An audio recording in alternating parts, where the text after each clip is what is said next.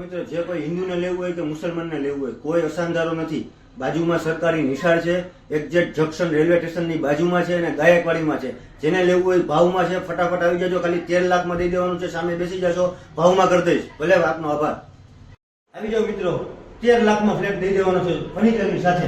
આવી જાઓ વિશેષભાઈ, દેખાડો. અહીંયાથી હવા ઉજાસ છે, આ હોલ છે, અહીંથી સરસ મજાનું હવા ઉજાસ. પછી આ રૂમ છે, એ રૂમ બતાવો. નવું ફર્નિચર છે, દેખાડો. બધું આ ઉપરના ખાના બતાડો. નવા ફર્નિચરના ખાના છે, નવા બનાવેલા. પીઓપી કમ્પ્લીટ છે. કબાટ આખો કમ્પ્લીટ છે. કબાટનો ખર્ચો નથી ફર્નિચરનો કોઈ જાતનો રૂમની અંદર. એક આ પલંગ નથી દેવાનો, આ નથી દેવાનો. આ જો બહારનું લોકેશન, જો બહારનું લોકેશન બતાડો. સરસ મજાની વેપારી સોસાયટી છે.